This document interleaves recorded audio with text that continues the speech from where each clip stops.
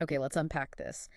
Have you ever dreamt of something so intensely you poured like every single ounce of your being into achieving it? Hmm. A tangible goal that represented not just success, but, freedom, dignity, and a very real place in the world. Yeah, something concrete. Exactly. Yeah. And then what happens when that dream born of sweat and sacrifice is just brutally snatched away? It's devastating. Today, we're taking a deep dive into the compelling opening chapters of Lao. She's classic novel, Camel Xiangzi, a rickshaw puller's journey. A phenomenal book. It really is. And this isn't just a story. It's such a vivid snapshot of life in Old Peking, a profound exploration of human endurance, and the often harsh realities faced by those just trying to carve out a living. In incredibly tough circumstances. Totally unforgiving. And our mission, in this deep dive is really to extract the vital insights from this powerful narrative. We'll explore the complex social tapestry of rickshaw pullers back then. Right. Delve into the singular determination of Xiangzi himself and understand how external, often uncontrollable forces can just shatter deeply personal aspirations. What emerges from this story is, well, the raw essence of human resilience, sure, Yeah. but also that constant, often exhausting struggle for agency, for dignity, in what feels like an indifferent world. Definitely. We'll see firsthand how even the simplest, most fundamental goal can become this epic, life-defining quest. Yeah, it really does. The material we're working with today comes directly from the opening chapters of this iconic work, offering a detailed and often quite poignant look into a specific time and place through the eyes of one extraordinary yet very relatable individual. Absolutely. You feel like you're right there with him. You really do. It's a powerful foundation for understanding broader human struggles, I think. Right. The layered world of Peking rickshaw pullers. A social map. So we meet our protagonist, Xiangzi, early on, and he immediately stands out. But it quickly becomes clear he's known by another name, a rather unusual one, Camel. Yeah, Camel Xiangzi. And we'll soon discover the surprising and maybe kind of ironic origin of that nickname, which becomes deeply intertwined with his identity, almost defining him in the public eye later on. It really does. And what's truly fascinating here, right from the start, is how the author immediately establishes this clear and surprisingly rigid hierarchy Right. within what you might think is just a single profession, rickshaw pulling. Yeah, you wouldn't expect it. Exactly. It's not just about the physical act of pulling a rickshaw. It's profoundly about how you pull it, what kind of rickshaw you're able to rent or crucially own, and why you're in the trade in the first place. This profession, seemingly simple, is actually stratified by age, sheer physical prowess, financial standing, and even very specialized knowledge. Yeah. It's like a microcosm of the larger societal divisions in Peking at the time. So let's break that down, starting at the very top of this social ladder. Okay. Here we find the young and strong, quick-footed drivers. These guys are the elite of the rickshaw world. The top tier, yeah. They command the best, often the prettiest, most comfortable rickshaws available for rent. And they pull all day, which isn't just about endurance, right? No, it's more than that. It's about having the freedom to choose their hours, picking when they start and finish. That's a remarkable degree of autonomy for someone in this line of work back then. It really is. And these top-tier guys, they don't just pull any fare. They strategically position themselves at fixed rickshaw stands or outside, fancy houses, patiently waiting for what they call fast fare customers. They're holding out for those lucrative, high-paying jobs. It's a big payout. Yeah, hoping for big payouts, sometimes even 1 or 2 yuan at a time, which was, a huge sum back then. Right, like days of wages for others. Exactly. So their primary hopes are pretty clear. Either getting a long-term contract job, which offers stability and prestige, Okay. or even better, the ultimate goal, buying their own rickshaw. And this wasn't just about owning a tool. For them, it was the ultimate fragile declaration of agency in a world designed to deny it. That makes sense. And for Xiangzi, as we'll see, it symbolized not just economic stability, but this profound self-possession that went way beyond just material worth. This whole idea of property as identity, it just keeps coming back. It's a huge theme. So moving down a rung, we encounter the mid-tier. Right. This group is maybe slightly older pullers or those whose physical condition isn't quite as peak as the elite. Yeah, or maybe they have families. That too, right? People with family obligations who can't risk a wasted day waiting for a big fare. They need a more consistent income, even if it's not flashy. Exactly. These pullers generally rent 8/10 new rickshaws, still decent, well-maintained vehicles, but not the absolute top-of-line models. Not the shiniest one. No. They might pull all day, but more commonly they'll work half day, especially focusing on evening shifts, low honor. Ah, the night shift. Right. And the source notes that nighttime pulling, well, it required more vigilance, more skill navigating dark, sometimes dangerous streets. But it also earned more money. Yeah. So for them, it's a pragmatic adaptation based on their circumstances. A strategic choice for those still strong enough, but needing more predictable income. It speaks to a certain resourcefulness. Okay. Now, this is where it gets really poignant, I think. We descend to the very bottom layers of this profession, where the struggle for just existence is much more visible, much more desperate. It's tough. You simply wouldn't find anyone under 20 or over 40 in those more established categories we just talked about. No, the age range is specific there. And they're rickshaws. Broken, patched up, rattling contraptions. They just can't risk the lucrative but really physically punishing evening shifts. Yeah. Their bodies just can't take it anymore. It's a stark reality, isn't it? The source highlights a real tragedy here. Those under 20, some starting as young as 11 or 12. So young. Incredibly young. They often suffer irreversible physical injuries early on from the sheer strain of the work. These early hardships basically prevent them from ever becoming those pretty rickshaw pullers, the ones who stand out. They might pull rickshaws their entire lives without ever achieving any distinction or, a comfortable living. Their bodies break down before their prem. God, that's bleak. And the over 40 crowd, often veterans who might have been strong once, find their muscles failing, their bodies just giving out. They're resigned to falling behind, often cherishing these wistful memories of past glory, how they used to run, how they used to haggle. Right. But this nostalgia does little to help their grim future. They're acutely aware they might one day just collapse and die on the streets. Just another casualty. Exactly. Nameless. But wait, there's an even more heart-wrenching group, right? Yeah. Existing at the very, very bottom in this special kind of desperation. Yeah, the latecomers. People who never, ever imagined themselves pulling rickshaws for a living. This is where the story gets incredibly stark. It reveals the absolute rock bottom. We're talking about people like dismissed police officers or school janitors. Small vendors who've lost all their capital. Unemployed artisans whose skills aren't needed anymore. They literally pick up the rickshaw handles when the line between life and death is blurred. When there's nothing else left. Nothing.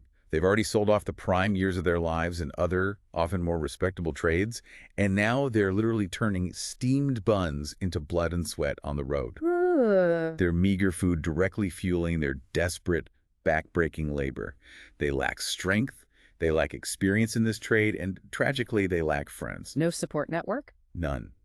Even among other rickshaw pullers, they often get no kindness, no help, no solidarity. They pull the most broken-down rickshaws, the ones with constantly flat tires. Oh, man. And they're constantly apologizing for the flat tires, for being slow, even for a measly 15 copper coins, a truly pitiful fare. It's just this profound, almost dehumanizing picture of desperation. That's brutal. And beyond just physical ability and age, the environment itself and unique knowledge also created distinct groups. Absolutely. Like those from Xi'an and Haidian, they naturally found it easier to work in the Western Hills, Yanking or Tsinghua. Because they knew the area. Exactly. They leveraged their intimate familiarity with the terrain, the specific routes. Same for those from outside Andingmen going to King and Beiyuan. These were mostly the long-distance runners who looked down on small fares. They preferred the longer, more profitable journeys. Okay. And then there's this ultimate niche. Ah, yes.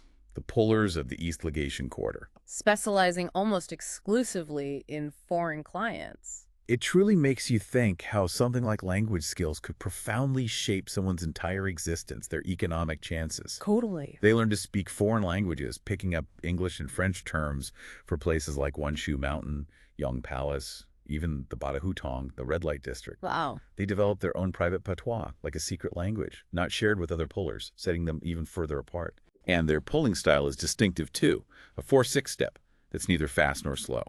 A consistent, unhurried pace designed for their foreign clients, who often valued comfort over raw speed. Interesting, like a specific gait. Precisely. Head down, eyes forward, appearing kind of detached and specialized.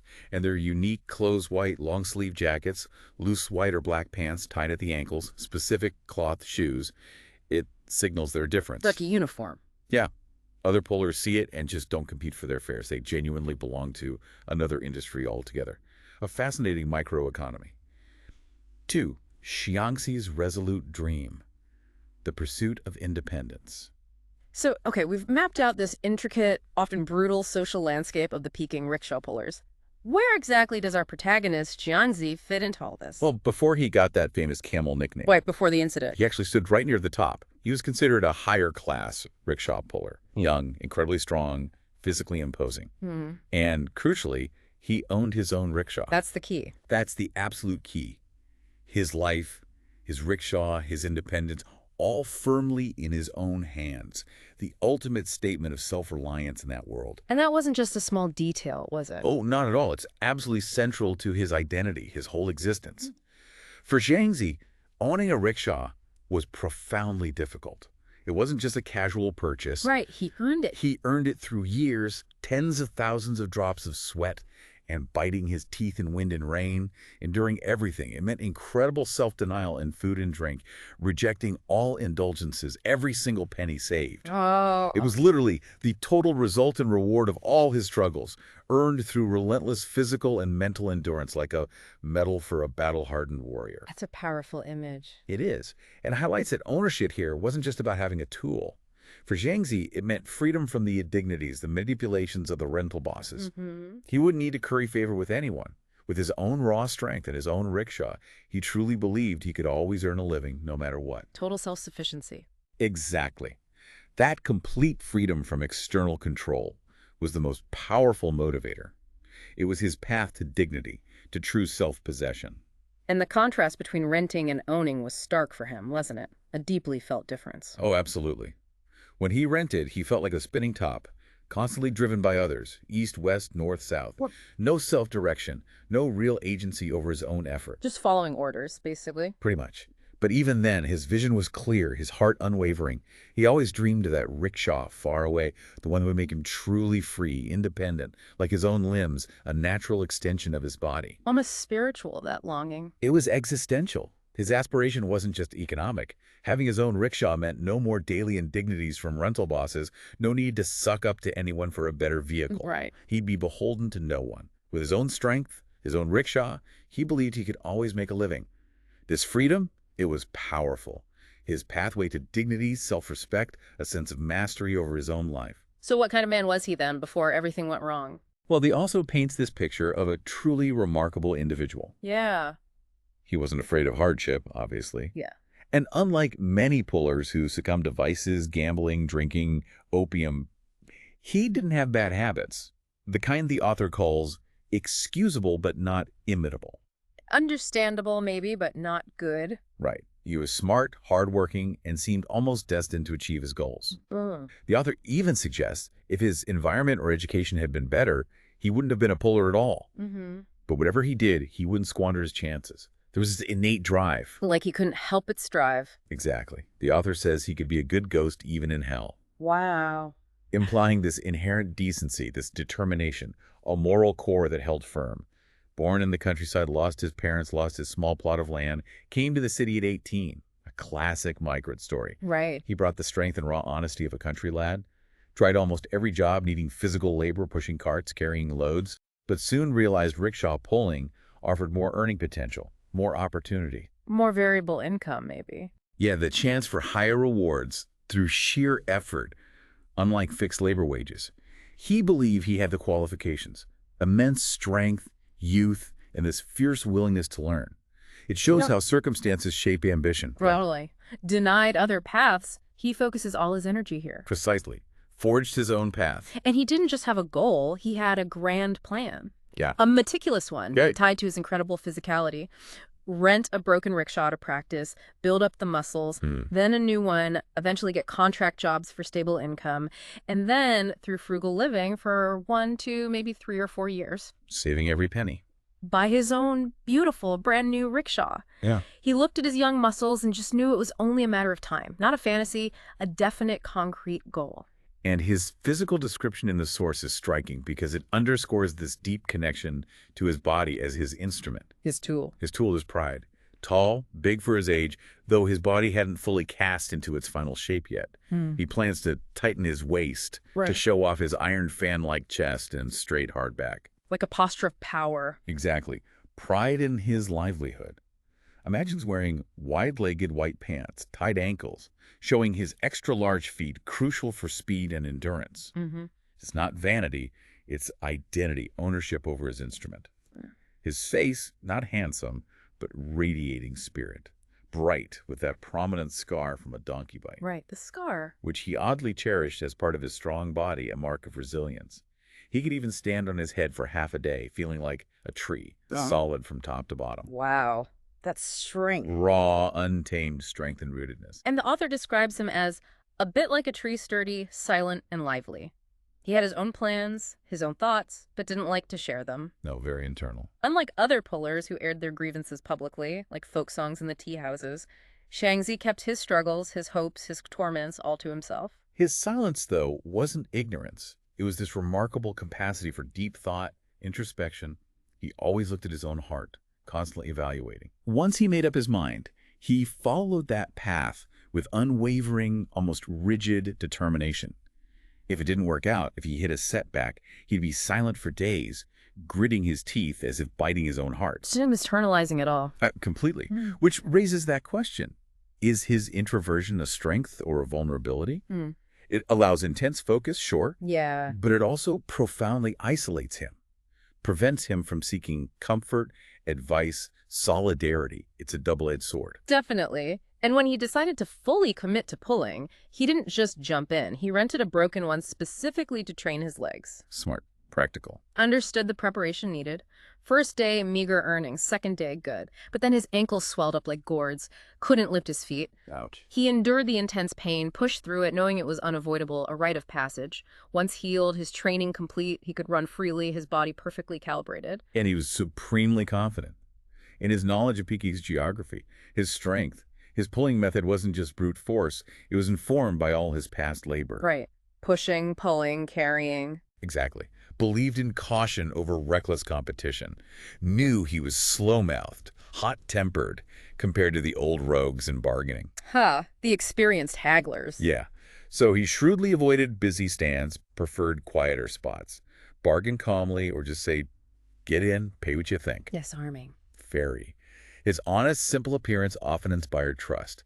People thought he was just a naive country bumpkin, but that often worked in his favor. Interesting. And within just 2 or 3 weeks, his legs were perfectly trained. Body honed. He knew, with quiet pride, his running style was beautiful, almost an art form. And this style was a crucial mark of ability, qualification. Visible skill. Unlike the flailing feet of novices, or the slow shuffle of old-timers, or those showy but ineffective strides of weaker pullers, Xiangzi's style was superior, a cut above. His technique is described so well, highlighting the artistry, the precise control, long, wide strides, stable waist, quiet steps, smooth, steady handle. Passengers felt safe, comfortable. Like gliding. Almost. Could stop quickly from a fast run. His strength seemed to flow through the whole rickshaw like an extension of his body. Ran quickly without appearing rushed. A precious quality, even among top contrast pullers. This mastery made him exceptional. 3. The rise and fall of the first rickshaw. So after 3 full years of relentless saving, every penny hoarded, every indulgence denied, he finally did it. He accumulated 100 yuan. The magic number. Couldn't wait any longer. His original plan was for a perfect brand new one, but now he had to make do with his budget. Feared delaying might lose the chance. The dream was finally within reach. Whoosh. And this is such a crucial turning point. The culmination of years of sweat, profound self-denial. He finds this newly built rickshaw, custom ordered but abandoned. Available at a discount. Lucky break. Huge break. Worth over 100, but the shop sold for less. Xiangzi's face flushed, hands trembling as he laid down 96 yuan. Wow, almost the whole 100. The shop owner tries to haggle for a round sum, showing off the features, kicking the spokes.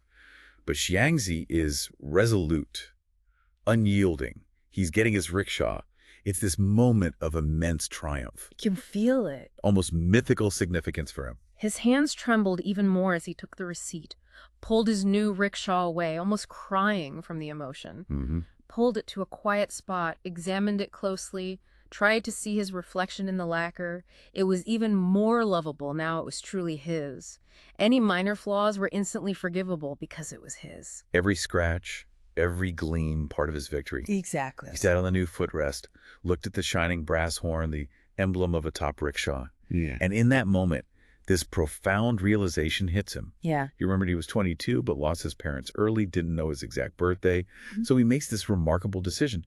Buying this rickshaw was his birthday. Wow. Both his and the rickshaw's. Easy to remember, a merging of man and machine, his being with his hard-won possession. That's incredible. It shows how deeply material possession, earned through such sacrifice, intertwines with identity, self-worth. For Xiangzi, the rickshaw literally gave him a new birth, a new beginning, a purpose. So how did he plan to celebrate this double birthday, this merging of man and machine? Well, his first fare had to be a well-dressed man, never a woman that was considered more prestigious. Okay. Ideally, take them to Kinmen or Dong'an Market. Afterwards, treat himself to a good meal, hot flatbread with lamb, something special. Jeez. Maybe 1 or 2 more fares if business was good. Otherwise, quit for the day. This was his birthday, after all. Yeah. A day to savor, a well-deserved reward. And with his own rickshaw, his life became immediately more energetic, right? More purposeful. Almost vibrant, yeah. No more worrying about rickshaw rent. All earnings were his own. This comfort, this independence, made him kinder to people, more open. Business flowed smoothly. After just half a year, his hopes grew even larger. He calculated at this rate, in 2, maybe 2.5 years, he could buy another rickshaw, then 2. Maybe even open his own rickshaw factory. Wow, becoming a boss himself. Exactly. Shows that clear trajectory of ambition, fueled by initial success, transforming a simple dream of independence into this grand entrepreneurial vision, that universal drive to thrive. But hope, as the narrative tells us, often falls short, especially in chaotic old Peking. Sadly, yes. And Xiangzi was no exception. His boldness grew with his happiness, a dangerous mix in uncertain times. He can be. He ran even faster with his own rickshaw, saw it as a responsibility to fully use his strength and the rickshaw's beauty. The rickshaw, after half a year, seemed to have senses and emotions, responding perfectly like a living extension of his will. Felt a joyful, proud fatigue after a good run, like riding a famous horse for miles. He was bold, yes, but not careless. Damaging his own rickshaw would be betraying himself, his life's blood, his identity. Right. He truly believed both he and his rickshaw were made of iron. Indestructible, resilient. He largely disregarded rumors of war, saw them as city gossip. Just noise. Yeah, clung to trust in his own strength. Right. But you have to wonder, was his confidence strength or dangerous naivete? Did his focus blind him? Good question. And the war rumors, like spring wheat, grew yearly in North China. Anxious rhythm. Xiangzi, strangely forgetting his farming past, only cared about his rickshaw, his all-purpose field that produced food, everything. Right. Food prices rose, but he, like others, just complained without a solution, focusing on his own survival, insulated by his strength and his rickshaw. It's a fascinating insight into that urban psychology. City people, powerless against big forces like war, inflation, often created rumors. To feel some control. Maybe. Or just process the chaos, blowing useless bubbles, as the text says. But war rumors, with no reliable news, often materialized. War is coming became a self-fulfilling prophecy. Wow. And while hardship workers didn't welcome war, it wasn't always doom. Rich people panicked, hired many to carry goods, transport families, made laborers' legs and hands suddenly valuable, though precarious. A temporary boom. And it was in this chaotic atmosphere, fear and opportunity mixed, that Xiangzi made that fateful decision. Despite rising prices, escalating rumors, he kept pulling. Driven by his purpose. One day, west side of the city noticed something amiss. No calls for fares to Xuan or Tsinghua, usually popular routes. Then heard disturbing news. Rickshaws being seized outside Shizimen Gate. He felt a cold premonition, right? Ah. Thought of heading south, sensed danger from the quiet stands. Yeah. But then, almost like fate, 2 rickshaws came from the south, carrying students, pullers, shouting for fares to Tsinghua for 2 yuan. Exorbitant price, normally cheap. A sign of extreme demand. Yet no one at the stand responded. highlighting the real fear that gripped the others. So why did Xiangzi, usually so cautious with his rickshaw, take this risk? Yeah, when others wouldn't. Was it desperation for money, or that stubborn belief in his own invincibility? Maybe both. A bald young man jokingly offered to go for 2 yuan if someone accompanied him, seeking a partner in risk. Xiangzi, maybe flattered being called big guy, rationalized it. Big payout, seen other rumors disproven, no soldiers at Temple of Heaven. So against his caution, against his instincts, he took the job. And outside Jizimin, the gate was eerily quiet, deserted, ominous. Xiangzi's heart sank, chill of foreboding. His passenger, the bald man, noticed too, but laughed it off. If it's meant to be, it's meant to be. Fatalistic shrug. Oh, boy. Xiangzi knew deep down things were bad, but after years on the streets, couldn't back out. Weakness, and then boom, sudden, brutal. It happened. He, his passenger, the bald man, their rickshaws, captured by a dozen soldiers before they even reached the main path. An abrupt, devastating end to his independence. Just like that, he found himself in this terrifying, bewildering situation. His clothes, shoes, hat, his beloved rickshaw, even his belt all stolen. All he had left were painful bruises, blisters on his feet. The clothes, injuries he knew would heal eventually, but his rickshaw, years of blood and sweat gone, vanished the moment he was dragged into the military camp. All past hardships, the joy of ownership, forgotten. Couldn't forget that rickshaw. It was everything. This is the core trauma. Redefines him, a foundational blow. He wasn't afraid of hardship itself. He'd endured so much. Right. But getting another rickshaw, years of renewed struggle, all past effort wiped clean, success erased. Start from scratch. Nothing. Devastating. He wept openly, cursing the soldiers, cursing the entire world, questioning fairness. It shows what happens when your identity, your life's work, your future are violently stolen. Yeah. Lao said, she shows that trauma isn't just about possessions. It erodes self-worth, purpose, forces you to confront arbitrary cruelty. It can lead to desperate measures, a radical shift in your moral compass. His only thought now was escape. Pure survival. Primal instinct. Didn't even know where he was. Dragged by soldiers for days, constantly sweating, carrying their burdens, fetching water, making fires, feeding animals. Mind blank, just putting one foot before the other. Automatic. At night, he'd collapse, wishing he wouldn't wake. Just wanted the torment to end. He vaguely remembered them retreating towards Miaofeng Mountain. In the mountains, constantly terrified of falling into ravines, just avoiding immediate death. Then, after days of labor and fear, he suddenly saw flat ground. And with the evening bugle call, a few soldiers returned with camels. With camels? The critical moment, the ironic birth of his nickname, almost cinematic. Camels. His mind jolted back to life, like a lost man finding a landmark. A signpost. Camels don't cross mountains, so he knew. Flat ground. His knowledge kicked in. Camel areas were west of Peking Bali Zhuang, Hongkun, Moshiku. Right. Quickly deduced soldiers were trying to get out of the mountains. This, he realized, was his desperate chance to escape. He waited till midnight. Couldn't sleep, hope and fear mixing. Heard distant artillery, signaling another retreat, probably deeper into the mountains. Crawled towards the camels, feeling this strange kinship, fellow captives. Reasoned. If soldiers go deeper into mountains, they won't take camels. Ill-suited for terrain. If abandoned, he could escape. His logic, even terrified, was sharp. After an unknown wait, felt like forever in the dark, no one came for the camels.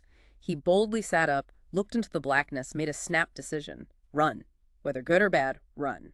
Survival instinct overriding everything. Ran 20, 30 paces, then stopped abruptly. Sudden urge. Couldn't leave the camels behind. Why? His only possession left was his bare life. Even a stray rope, he thought, would comfort him. Hands wouldn't be empty. That human need for something tangible. Escaping was crucial, but what use was a bare life? No connection, no property. So he decided to take the camel. Yeah.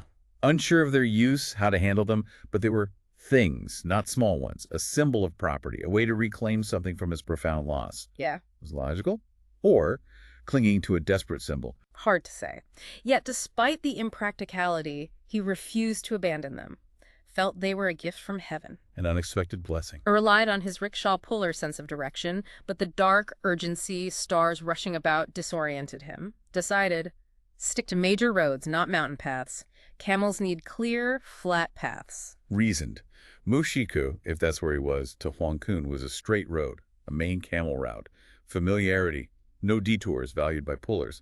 Efficiency. Right. But the main road offered no cover. What if he met soldiers?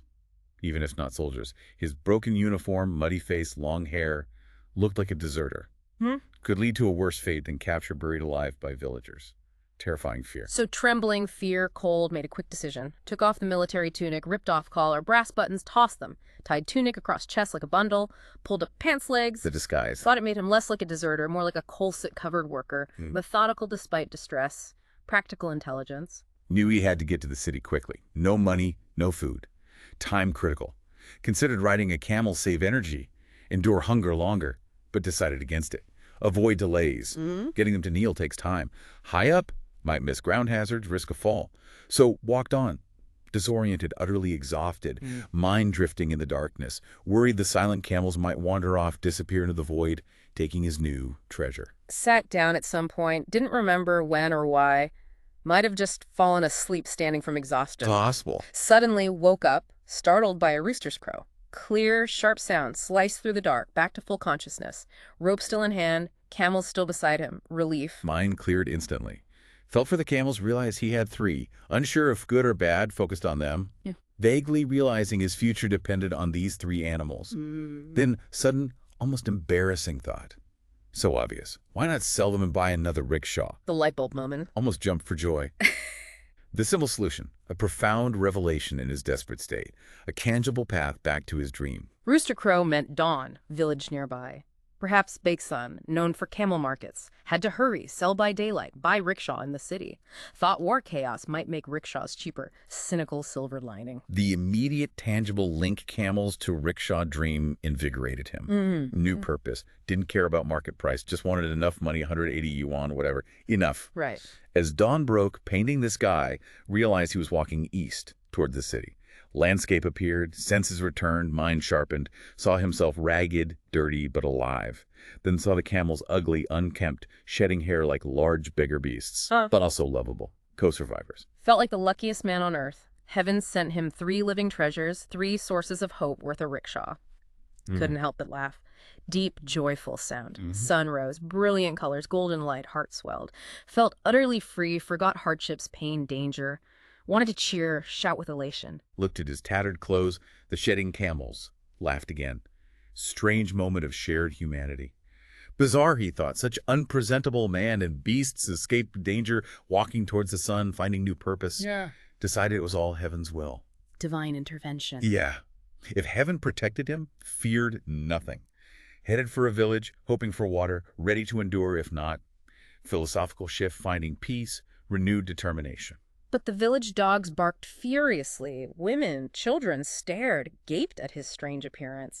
Felt suddenly uncomfortable. Strange camel puller, monster, alien, usual pride and size, strength gone. Suffered so much for nothing. Felt like an outcast. Even the lovely sun seemed tainted by judgmental stares. In the village, found a prosperous house. Wooden fence, no formal gate sign of a camel owner. Easy access needed. Decided to rest there, hope to sell. Proudly made camels kneel, say. Xiangzi was no amateur. Experienced handler, small assertion of dignity. An old man, village elder, wealthy, came out. Xiangzi immediately asked for water. Basic need. Old man eyed military pants suspiciously. Asked where he came from, about soldiers. Xiangzi, desperate, admitted being wrapped up by soldiers, just escaped. Soldiers retreated into mountains. Old man, more trusting now, confirmed path safe. Soldiers gone. Xiangzi made his offer. Elder, take my 3 camels, make a herd. But the old man scoffed. Times changed. No one could afford camels anymore. He'd given up plans to send his own to pasture due to chaos, costs, complained about flies, mosquitoes torturing animals, more burden than blessing now. Bleak market picture. Xiangzi, desperate, pleaded. Keep them. Give me whatever you can. Need to sell, make a living in the city. Old man, seeing he was no bandit, hesitated. Clearly liked the camels, despite knowing they weren't profitable. Admitted if he had money, he'd keep them. Faint glimmer of connection. Xiangzi insisted, voice tinged with desperation. Just keep them, pay whatever you think is fair. Old man embarrassed. Reiterated 30 years ago, worth great treasures. But now, war, chaos. You should try selling elsewhere. Xiangzi, desperate to conclude, get the city, couldn't risk more uncertainty, repeated, give me whatever you can. Will breaking. Old man reluctantly offered 20 or 30 yuan is hard to say, even harder to pay out. Xiangzi's heart sank. 20 or 30. So far from rickshaw gold. Devastatingly low. Knew they were worth more. But desperate. Get it done. Didn't expect another buyer here, Elder. Just give me what you can, he repeated. Weary, resolute. Sealed his fate. Old man asks his profession. Xiangzi, quiet dignity admitted. Rickshaw puller. Old man, sympathetic now, relieved he hadn't stolen them, though noted not far from stealing, given wartime scavenging. Finally offered, all right, I'll give you 35 yuan. Swore it was fair, given the times. Barely reflected value. Xiangzi, knowing they were worth much more, found himself unable to argue, will exhausted. 35 yuan in hand seemed more real than 1,000 in hope. What's the psychological cost of desperation? Forced to devalue hard-won gains just to survive. Profound compromise of self. He accepted. Asked only for an old shirt, some food, drank cold water, took the shining silver coins, 2 cornmeal cakes. Wearing a torn white jacket, barely reached his chest, tattered symbol of reduced circumstances. Determined to walk straight into the city, Rickshaw dream rekindled, however dimly, with this small, hard-won cash. 4. The second attempt and lingering shadows. Xiangzi lay sick for 3 grueling days. Small shop in Haitian, alternately hot, cold, mind-hazy, gum-swollen. When he finally came to, his identity had changed, not just to others, maybe within himself. He was now Camel Xiangzi. Yeah, this is where the name really lands. Yeah. A public label from private trauma, remarkable escape. Previously just Xiangzi, common worker address, no surname needed. Now, Camel came before Xiangzi. Surname even less relevant. He didn't care about the surname, but felt it wasn't a good deal. 3 animals for a few coins, and all he got was a nickname. Obstinate reminder. Unwanted reminder of loss, the bizarre circumstances. Shows how a public label, especially from misfortune, reshapes private identity. Impacts how you see yourself, how others see you. Permanent scar on his narrative. Felt weak, legs wobbly, but forced himself up. Found a wanton vendor, ate a bowl. Felt sick, but recovered some strength from the warm broth. Looked at himself. Much thinner, pants filthy, almost unrecognizable. Yearned for his former clean, neat appearance, outward sign of diligence. But that costs money. His 35 yuan had to stay untouched. Sacred fun for the rickshaw. But he also pitied himself deeply. The time with the soldiers felt like a nightmare. Aged him years. Deep imprint. Looked at his own big hands, feet clearly his, yet felt strangely disconnected. Like they belonged to someone else, mere burden instrument. Yeah. Dared not think of past indignities, dangers. Yet they lingered. Perpetually cloudy sky. Suffocating weight. Felt his body was precious, shouldn't be subjected to excessive hardship anymore. New self-awareness. So, despite ingrained frugality, decided to clean up. Spent 2.2 yuan. Coarse clothes, shoes, socks, straw hat, old tattered clothes exchanged for 2 packs of matches. Stark symbol of how little he had left. Shows that desperate need for dignity, even amidst poverty, trauma. Carrying 2 packs of matches, only possessions, walked towards Zizeman Gate. Felt weak, but gritted his teeth. Refused to give in. Absolutely couldn't take a rickshaw. Shameful for a puller, especially saving every penny. Resolved to crawl if he had to. Wouldn't let this defeat him. Swayed as he walked, saw golden stars from exertion, illness, body protesting. Leaned against a willow, steadying himself. World spinning, dizzy haze. Refused to sit. When dizziness subsided, wiped sweat, continued. Shaved head, changed clothes, done his part to present himself renewed, symbolically shed trauma. Now legs had to do theirs, carry him forward. Incredible, almost superhuman determination despite weakness, scarring, sheer will. Walked all the way to Guanzhang, city outskirts. Seeing bustling crowds, hearing clamor, smelling familiar dust, grime. Felt overwhelming emotion. Almost kissed the filthy ground, his beloved ground where money grew, opportunity existed. This city, no family, no property, was his only friend, his home, always something to see, hear, colors, sounds. Here, he believed, could always earn money, find good things, even begging here better than dreary countryside. At Jailing Bridge, sat by the river, shed warm tears. Not sorrow, relief. Reconnection. Sun setting, long shadows, familiar scene, beautiful old willows, green algae, distant wheat fields. At peace, solace in the ordinary, returned to what he knew. Yeah. Rested long while, ate 2 bowls, hot tofu vinegar, soy sauce, pepper oil, chives. Simple, delicious. Made him sweat, feel human again. Fully revived, grounded. Stark contrast to earlier desperate hunger. Stood up, feeling like a man again. Recovered, ready. Setting sun on river, scar on face, precious money in pocket, light on distant gate tower, forgot illness, forgot everything. Renewed purpose. Clear mind. Decided walk straight into city. Resume quest. City gate. Noisy, crowded funnel. Yeah. People, vehicles, vibrant chaos. Xiangzi like long, thin fish squeezed through throng. Eyes lit up, seeing Jinjaku broad, straight, welcoming him back, nodded approval. quiet affirmation of return to his chosen battlefield, his home. His bedding, few meager possessions, still at Renhe Rickshaw Yard, Shanmen Street, no family, always lived in yards, though didn't always pull their rickshaws. Independent spirit, Boss Liu, nearly 70, owner. Old but heart-forged in ruthless survival. Oh, yeah. Youth, soldier, gambling dens, trafficked people, lent money at exorbitant rates. Usury. Had strength, cunning, methods, connections, reputation for these trades. Fought gangs, abducted women, endured shackling without flinching. Formidable reputation, fear, grudging respect. After prison release during Republic, shrewdly saw changing times. Opened rickshaw factory. Brute force. Illicit dealings not enough now. Former street tough. Knew exactly how to deal with poor when tough, when relent. Genius for manipulation. Intimidation, deceptive generosity. No puller dare challenge him. Stare or hearty laughs confuse people. 1 foot heaven, 1 hell. No choice but obey. No. Owned over 60 rickshaws. None worse than 70–80% new. Quality image. Rent higher, but festivals. 2 extra days free rent. Deceptive benevolence kept Polish beholden. Single men pulled his, live free, but couldn't pay rent. Confiscate bedding, throw out like broken teapot. Merciless, yet known to help in emergencies, water or fire. Ironically, part of his reputation. Complex character, power dynamics, paradoxical benevolence in exploitative system. Boss Liu like a tiger. Nearly 70, back straight, still walk 10, 20 without tiring. Incredible stamina. Big round eyes, large nose, square mouth. 2 prominent tiger teeth. Intimidating. Almost as tall as Xiangzi. Towering figure. Considering himself tiger, but no son to inherit. Only 37, 38-year-old daughter called Tiger Girl. Tiger Girl. Equally formidable. Tiger-headed, strong-willed, intimidating, scared away suitors. Excellent, helping father, manage business, sharp mind for accounts, operations. True partner. But no one dared marry her? Too much like a man. Cursing, direct, creative, sometimes more inventive than fathers. Boss Liu, external affairs, rough Republic side, Tiger Girl, internal operations, money, day-to-day. Together ran Renhe like iron barrel. Undisputed authority in rickshaw world. Method cited as standard. Formidable duo-shaped environment Xiangzi returned to. Interestingly, before buying first rickshaw, Xiangzi pulled for Renhe. Savings entrusted to Boss Liu for safekeeping. Retrieved them from Liu to buy a rickshaw. Shows trust, established relationship. Yeah. When Xiangzi proudly showed new rickshaw, Liu just nodded. Rare approval. Not bad. Xiangzi, confident, said he'd still live there till got contract job. Respectful independence. Liu agreed. Flexible arrangement, lived there pulling scattered fares, moved out for contract. Unique status.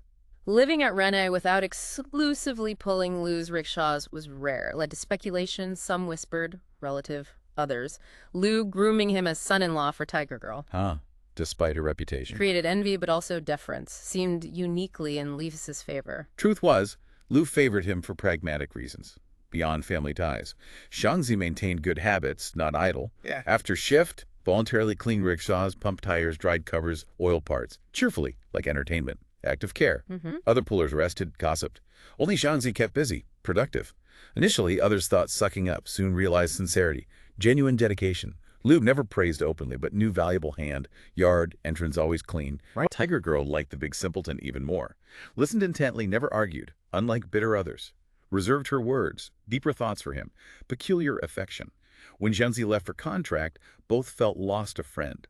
His return even made Liu's curses seem more joyful. Peculiar attachment. So after harrowing escape, recovery, Xiangzi, new hat, carrying matches, walked back into Renhe Yard. Daylight. Liu, Tiger Girl eating dinner. Seeing him, Tiger Girl put down chopsticks, exclaimed, surprise, genuine concern. Xiangzi, eaten by wolves or Africa digging gold. Direct as always. Xiangzi, dazed, exhausted, mumbled, Liu just eyed him carefully. Silent, shrewd, mind working. Tiger Girl, almost motherly concern, invited him eat, treated like good friend, not just tenant. Xiangzi felt sudden warmth, sense of belonging, his home, other places, temporary stops. Returning after escaping death, offered food, almost wept, almost suspected trick they were so kind. Politely declined, said just eaten tofu, small lie. Conserved pride, precious money, already calculated. But Liu, direct, wasn't letting him off. Demanded, what you been doing? Where's the rickshaw? Xiangzi spat, bitter reply. Raw anger, loss. Tiger Girl pulled him table again, insisted eat won't kill you? 2 bowls old tofu not enough. Xiangzi before eating pulled out money. Fourth master hold this for me, 30 yuan.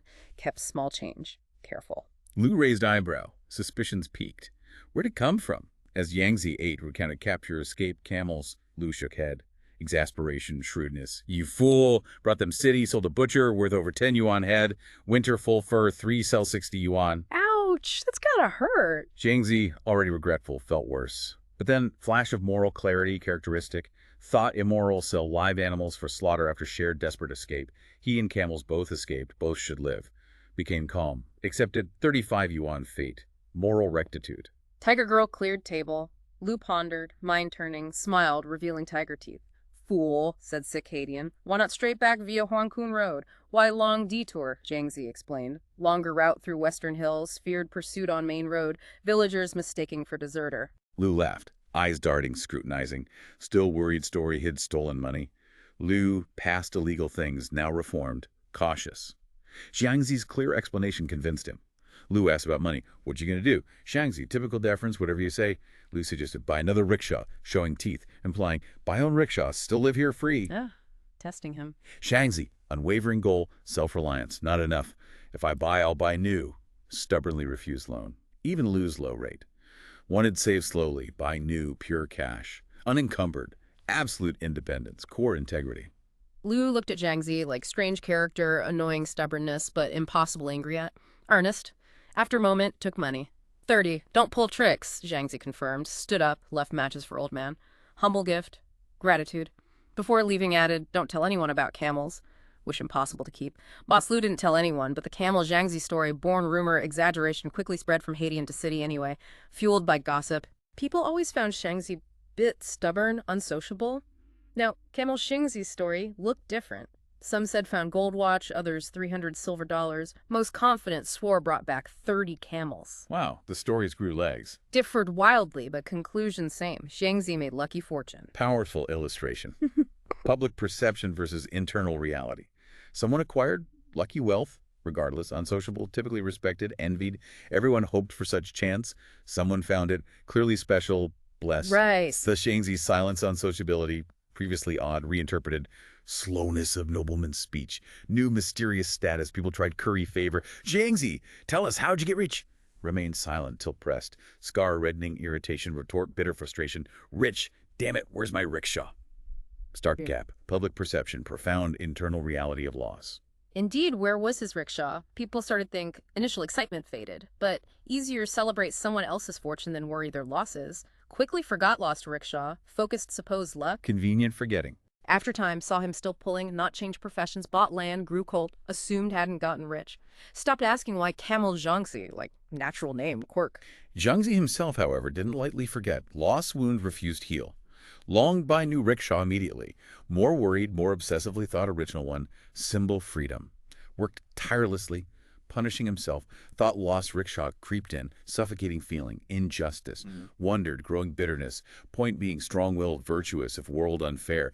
Fate snatch away hard-won gains. Why is rickshaw stolen? Even if bought another, what if same thing happened? Past nightmare, afraid hope future, eroding foundations, even felt twinge envy for others drank, smoked, went brothels, seeking fleeting pleasures, abandoning discipline. If strong-willed useless, why not enjoy present? Significant, dangerous shift. Crack rigid discipline, moral compass. Yet, despite agonizing turmoil, burgeoning doubt, still didn't dare indulge. Had save every coin, copper, buy rickshaw quickly, even if bought today, lost tomorrow, had to buy it. Vow, hope, even religion. Unshakable creed bordering obsession. Without own rickshaw, felt living vain. Mere beast burden, body without purpose. Didn't dream official positions, vast wealth. Only skill pulling, most reliable hope buying rickshaw. Couldn't be true self without it. Reclaim dignity. Thought about it all day. Calculating money, relentlessly counting. Forgot singular goal, forgot himself, produced nothing more than running beast, devoid human spirit, ambition. No matter how good rented rickshaw, felt unnatural, carrying stone, burden, not stench itself. Wouldn't slack off, always kept clean, but caution, not joy, not love. Cleaning own rickshaw, like counting own money, true happiness, fulfillment. So continued to abstain smoking, drinking, even good tea. Right, the tea? Other respectable pullers bought expensive tea after long-run replenish energy. Small luxuries, Xiangzi sweating, chest burned, longed for it, still drank cheapest tea. One kappa. Sometimes wanted to curse himself for self-deprivation, relentless self-punishment. Knew necessary save money, hardened heart. Buy rickshaw first, then everything else follow. Just as tight-fisted spending, Xiangzi even more relentless, almost ruthless, earning without monthly contract, pulled all day. Leaving early, returning late, not stopping till earned certain amount regardless time, pain legs, sometimes pulled day and night straight, pushing body absolute limit. Previously wouldn't steal fares, especially old, weak, undignified beneath him. Now, moral constraint shattered, didn't care. Saw only money more, better, regardless how hard fare. Who competing against? Grabbed fare, ran like famished beast. Driven primal hunger for coins for rickshaw. Significant moral deterioration, hardening spirit, driven singular obsession acquiring rickshaw. Goal-consuming soul, becoming what once disdained. Reputation camel Xiangzi, now far worse than simply Xiangzi. Often ran off fare, leaving trail curses from angry pullers. Wouldn't respond, just ran thinking, flash self-awareness, if weren't for buying rickshaw, never be this shameless. Wanted forgiveness, understanding, couldn't say it. Trapped pride, single-mindedness. Rickshaw stands, tea houses, soggle lairs, condemnation. Wanted explain, justify new ruthlessness. But coldness, solitary habits, no drinking, gambling, chatting, kept words trapped. Awkwardness turned shame, then simmering anger. They glared, he glared back. Isolation deepening. Self-fulfilling prophecy. Remembered respect, deference, first escaped mountains, now looked down upon, cursed, hurt deeply, alone cheap tea, counting coins, suppressed rage. Didn't want fight, though not afraid. Stronger. Forced down anger, knew just had endured till bought rickshaw. With own rickshaw, wouldn't worry rent, could be dignified again. Reclaim moral standing, look at them, say, just you wait, you'll see. Then I'll be me again. Highlights growing isolation, psychological toll, single-minded pursuit, turning inward aggressive, vicious cycle. Physically, shouldn't have pushed so hard, hadn't fully recovered illness before started pulling again. Body fragile, constantly felt tired, dared not rest. Clinging belief, more sweat relieve aches. Watched diet, not deprive entirely, not dare eat much good food. Prioritizing savings, saw thinner, but still tall, strong, reassured him. Dangerous self-deception. Always believed large build meant endure more suffering. Never considering required more nourishment, rest than smaller man. Tiger Girl warned multiple times, surprising tenderness. If keep this up, skedding blood will be your own fault. He understood concern. Rare moment, genuine care. But misfortunes, poor upkeep, hot-tempered, easily provoked, retort and glare, if don't run like this whenever buy rickshaw. Yeah. Tiger Girl, usually fierce, direct, unusually gentle, protective with him, almost nurturing, sensing raw vulnerability. Boss Lou also found relentless work annoying. Wore out rented rickshaws faster, Xiangzi less time help cleaning, but Lou, man, reputation, couldn't complain directly. Xiangzi technically within all-day rules, just showed displeasure eyes. Silent disapproval. Considered throwing Xiangzi out, but couldn't. Tiger Girl's strong fondness. Fondness surprised Lou himself. Lou didn't see prospective son-in-law, but wouldn't interfere daughter's only real friend. Another layer, complexity, social web. Xiangzi, oblivious Lou's disapproval, cared only getting contract job. Utterly tired pulling scattered fares. Disliked constant fighting business. Hated unpredictable income, made saving impossible. Wanted steady fixed income, even if less. Certainty, crucially, clear path goal. Eventually secured contract job, Yang residence. From outset, cacophony of regional accents, expectations. Mr. Yang, Shanghainese, first wife Tianjinese, second wife Suzhouis. Many children. Oh boy. First day, nearly overwhelmed. Relentless demands, sheer chaos. Rickshaw duties ceaseless. Wise market, children different schools, Mr. Yang office. All day. But job quickly expanded beyond pulling. Constantly tasked, demeaning chores, far from contract. Fetching water, cleaning squalid yard, dirty rooms. Stark contrast, Yang's impeccably dressed facade. Even unexpectedly tasked childcare, holding baby mud devil. No experience. Endured constant insults, curses to wives. Despite own squabbles, united belief servants shouldn't be idle or seen eating. Profound dehumanization, relentless exploitation, unending demands, unpredictability, quickly chipped away spirit, body. After several days, this relentless abuse, Xiangzi's heart utterly cold, endless demands, insults. But fourth day, female guests arrived, card game. Zhang Ma set up table. Xiangzi felt strange, fleeting spring breeze across frozen heart. Wives engrossed cards, handed children servants. Zhang Ma served tea, towels, little monkeys, all Xiangzi's responsibility. Saw brief opportunity. Hated children, but glimpsed first wife managing initial bets. Serious, calculating, focused money. Thought, this tough woman might not be foolish, might take opportunity to give servants few extra dimes for extended service. So, sake potential extra money, glimmer hope rickshaw fund, showed children extraordinary patience, treated like young masters, mistresses, swallowed pride, discomfort. When card game finally ended, first wife asked take guests home, two guests leave same time, another rickshaw called. Xiangzi hailed one, first wife fumbled dramatically money pay guests, politely refused. Wife insisted fiercely, almost shouting, "What's wrong, sister? You're my place, won't let me pay rickshaw, sister, get in." Then, dramatic flourish, produced single dime. Barely enough for one fare, certainly not two. Paltry, insulting some. Xiangzi clearly saw hand tremble handing dime.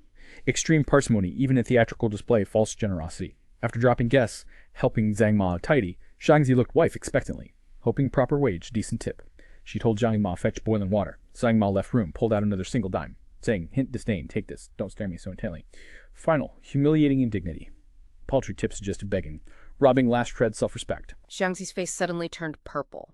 Incandescent rage. Straightened back, head hit ceiling. Towering figure asserting self, violated dignity, grabbed dime, primal roar threw at her plump face. "Give me my 4 days' wages." Wife stared, shocked, silently maybe recognizing danger fury, handed 4 days' pay. As Osate walked out gate betting, meager possessions, heard predictable, enraged curses erupt courtyard behind him. Second attempt, stable employment, hope, fixed income, brutally shattered. Not war this time. Petty human cruelty. Outro. So, what does this all mean?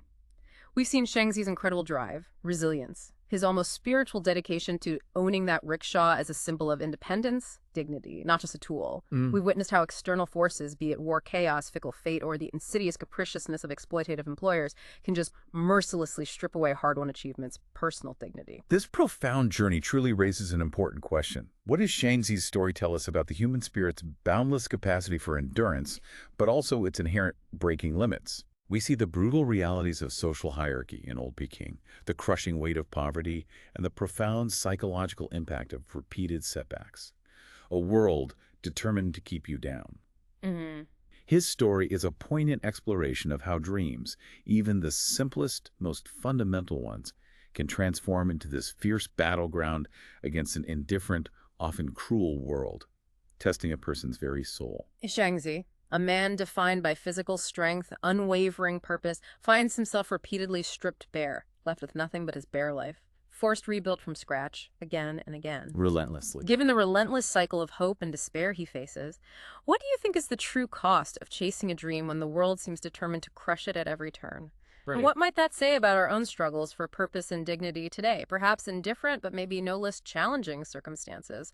Something to really ponder.